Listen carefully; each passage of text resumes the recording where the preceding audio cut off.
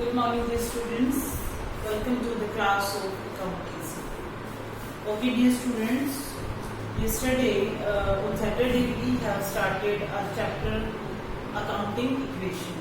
Okay, and we discussed the illustration number first. I hope you all have practiced illustration number first. So today we will start our unsolved question, and from question number first we will do. Okay. So be careful, and I am just repeating you again.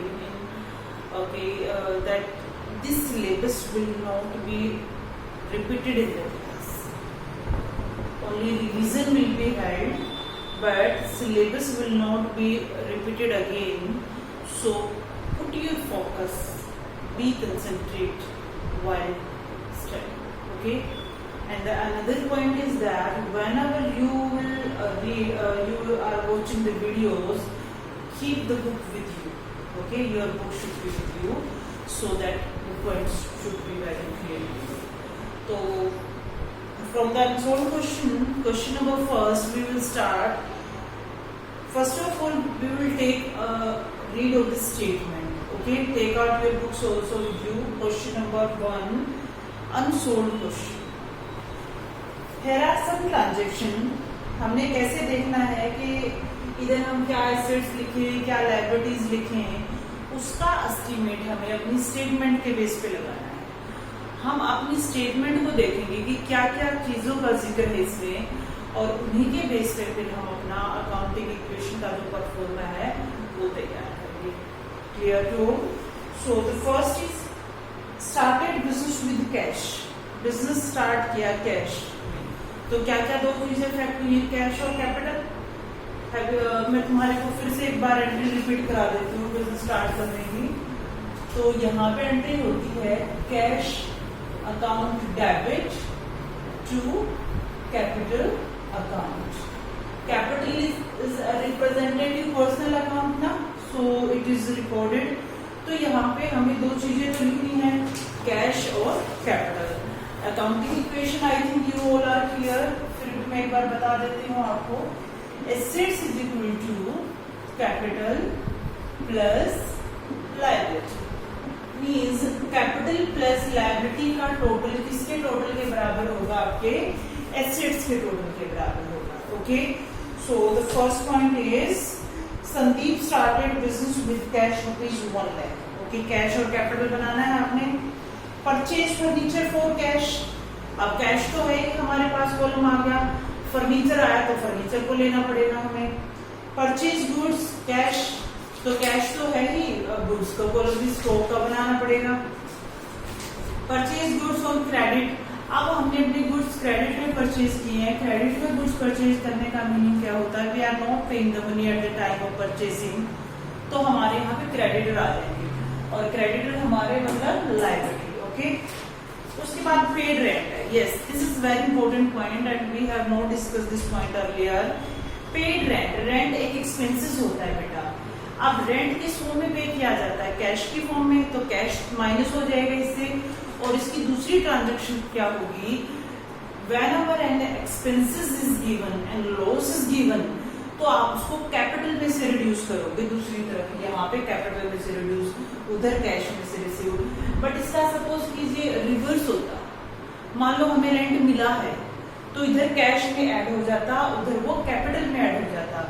Means to say if income is there then it will be added, if loss is there then it will be reduced. Okay, from the capital also. Okay. Goods costing 40,000 के goods हमने sold किए हैं, 20% के profit पे cash में. तो यहाँ पे आप देखिए कि गुड्स स्टॉक कितने का कम हुआ है आपका? 40,000 का. तो 40,000 की गई है ना, तो स्टॉक में से हम 40,000 को माइनस करेंगे, और कैश हमारे पास कितना आया है? 20% प्रॉफिट है, तो 48,000 आ गया हमारे पास प्रॉफिट. और जो 8,000 का हमारा प्रॉफिट हुआ है, 48 कैश में आ गया ना, और जो 8,000 का प्रॉफिट हुआ उसको हम कैपिटल में ऐड कर देंगे. तो I think clear to you all the statement. So now we will prepare the proforma of accounting equation. ये क्वेश्चन नंबर 1 हमारा चल रहा है, अनसोल्ड क्वेश्चन. बुक्स अपनी परचेज कीजिए, डीके गोयल. ओके, तो सबसे पहले हम बनाएंगे यहाँ पे कैश। इधर हम अपने परफॉर्मे का नाम लिखेंगे, this is accounting equation, this is accounting equation. Okay, cash. उसके बाद दूसरी क्या आई थी हमारी एसेट्स, दूसरी हमारी आई थी स्टॉक।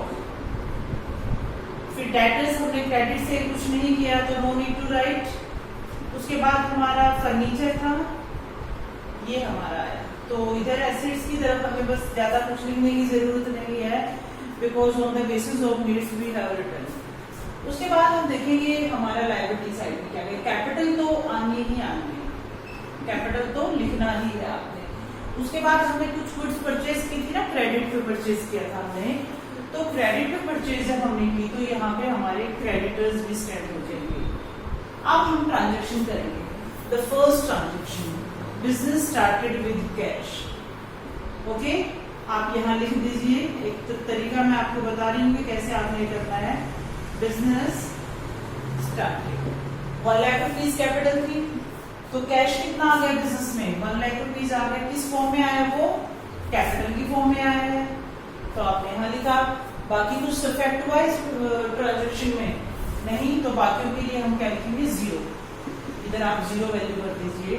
और नेक्स्ट ट्रांजेक्शन करने से पहले इसका टोटल नीचे लेकर आइए। 1 लाख आप यहाँ पे लेकर आए, 0 फॉरवर्ड किया आपने, ब्रॉट डाउन किया, 1 लाख रुपीज लिया और 0। The condition is that कि ये साइड और ये साइड आपकी इक्वल होनी चाहिए। करके देख लो, 1 lakh 1 lakh. Okay, now the second transaction is that, क्या है आपकी सेकंड ट्रांजेक्शन बुक में भी देखिए आप, परचेज फर्नीचर फॉर कैश। 5000 का हमने फर्नीचर परचेज किया, तो you will write the transaction purchase furniture. Okay, तो फर्नीचर जब परचेज किया आपने तो 5000 रुपीज का आपका आ गया फर्नीचर, और 5000 से ही आपका कैश चला गया, क्योंकि आपने कैश में परचेज किया ना फर्नीचर को। बाकी ट्रांजेक्शन कोई नहीं इफेक्ट हुई, इधर भी कोई नहीं इफेक्ट हुई। अब नेक्स्ट ट्रांजेक्शन करने से पहले फिर आप टोटल लेकर आएंगे। 1 लाख में से 5 आपका रिड्यूस हो चुका है, तो 95 हो गया यहाँ पे। उसके बाद 0, 5000, इधर 1 लाख सेम है हमारा, 0। टोटल मैच कर लीजिए साथ साथ, 95 प्लस 5 1 लाख, और इधर हमारा 1 लाख ऑलरेडी है। ओके, तो ये हमारी ट्रांजेक्शन थी सेकंड। उसके बाद थर्ड ट्रांजेक्शन आप देखिए, परचेज गुड्स फॉर कैश। आप ट्रांजेक्शन लिखेंगे खुद ही, परचेज गुड्स फॉर कैश। तो स्टॉक आया है आपका, गुड्स मतलब स्टॉक आया है 20,000 से, और गया क्या है, कैश गया है, तो आप कैश को रिड्यूस कर दीजिए -20 और स्टॉक में ऐड कर दीजिए +20। बाकी कोई ट्रांजेक्शन यहाँ पे नहीं हुई है, so you will write it 0। Okay, तो नेक्स्ट ट्रांजेक्शन से पहले फिर आपने ये टोटल लेकर आना है। 95 में से 20 गया, यहाँ पे 75 है गया आपका, this is also 20, 5000, 1 lakh and 0। Okay, तो टोटल आप मैच कर लीजिए, 75, 95 और 5 1 लाख, और उधर भी आपका 1 लाख।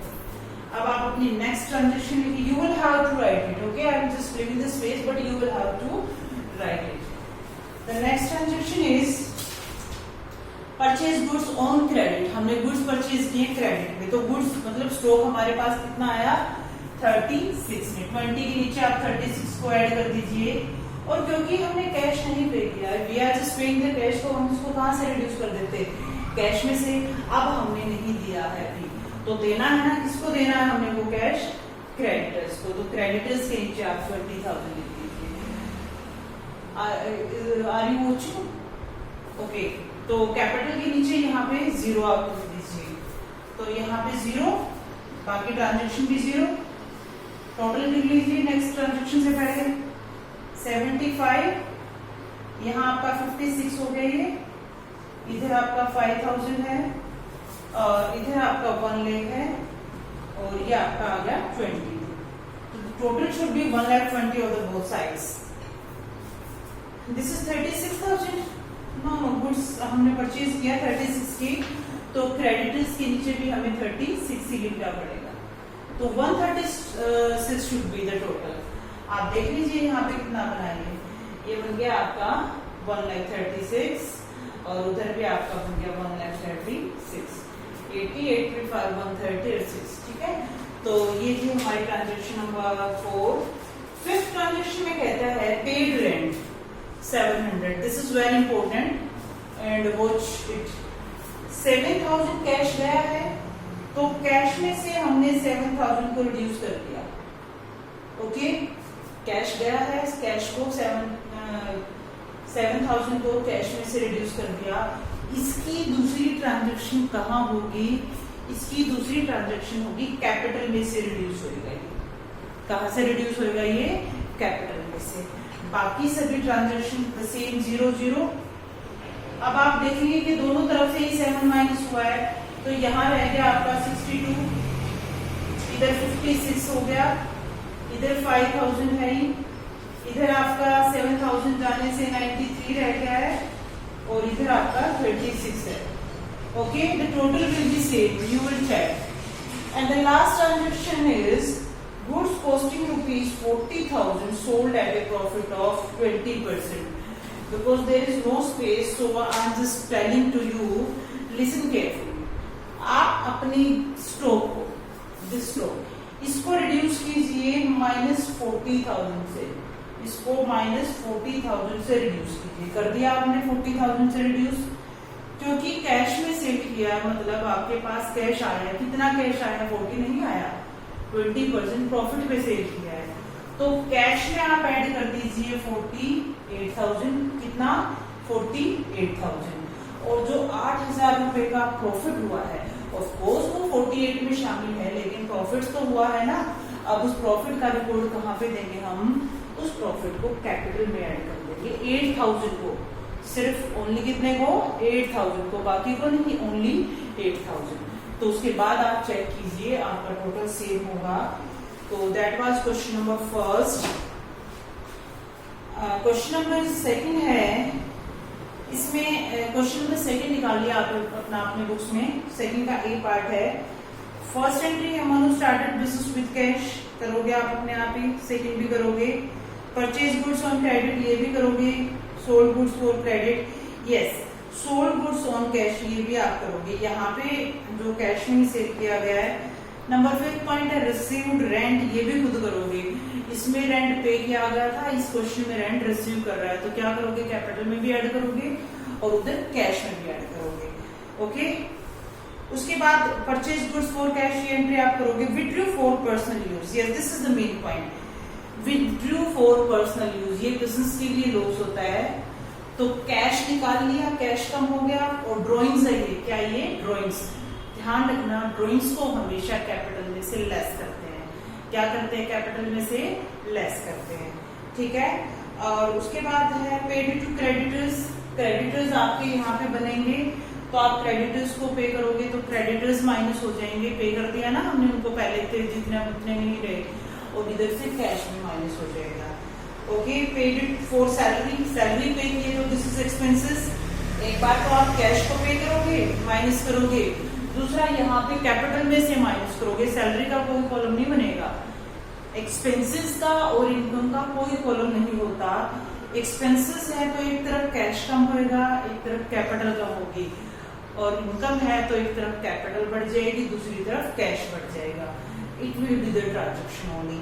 अब ये आपकी 9 ट्रांजेक्शन है सेकंड ए में, तो आप इनको पढ़िए और देखिए कि क्या क्या चीजें इफेक्ट हुई हैं। तो जैसे मैंने पहले क्वेश्चन में पढ़ के ये बनाए थे कॉलम्स के, ये चीजें मुझे चाहिए थी, तो वही चीजें हमने ऐड किया।